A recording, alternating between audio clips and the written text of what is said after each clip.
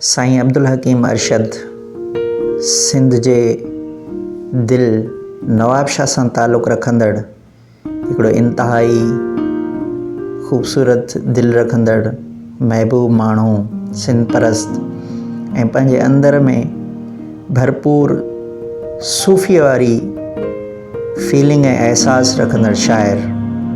उन जी हिकिड़ी गज़ल आहे, तव्हां सभिनी दोस्तनि सां शेयर कयूं था।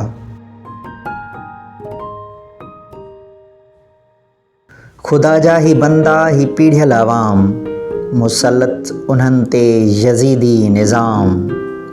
खुदा जा ही बंदा ही पीढ़ियल अवाम, मुसलत उन्हनि ते यज़ीदी निज़ाम। चङू हाणे ज़ाहिद इहो अथई बैश्त, चङू हाणे ज़ाहिद इहो अथई बैश्त, असां आशिकनि जी अॻिते उॾाम। खुदा जा ही बंदा ही पीढ़ियल अवाम, मुसलत उन्हनि ते यज़ीदी निज़ाम। मूं संतनि ऐं सूफ़िन खां हीअ सिखियो, मूं संतनि ऐं सूफ़िन खां हीअ सिखियो, परम धाम मंज़िल दुनिया आहे दाम। खुदा जा ही बंदा ही पीढ़ियल अवाम, मुसलत उन्हनि ते यज़ीदी निज़ाम।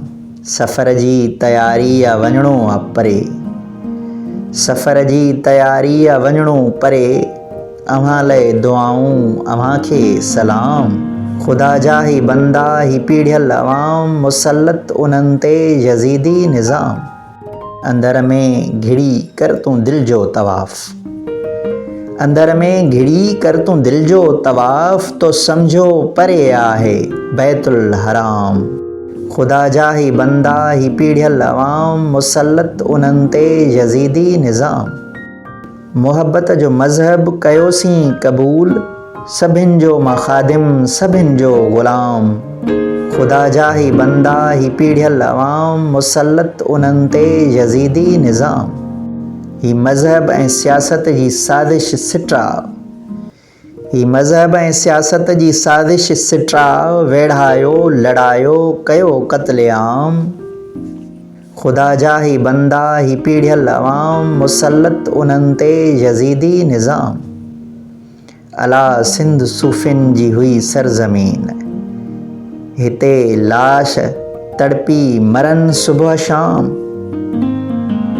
खुदा जा ही बंदा ही पीढ़ियल अवाम, मुसलत उन्हनि ते यज़ीदी निज़ाम। भिटाईअ खे रूमीअ अपारत कई, भिटाईअ खे रूमीअ अपारत कई, उञायल अरशद पीआरियोसि जाम। खुदा जा ही बंदा ही पीढ़ियल अवाम, मुसलत उन्हनि ते यज़ीदी निज़ाम। मुसलत उन्हनि ते यज़ीदी निज़ाम। खुदा जा ही बंदा ही पीढ़ियल अवाम, मुसलत उन्हनि ते यज़ीदी निज़ाम।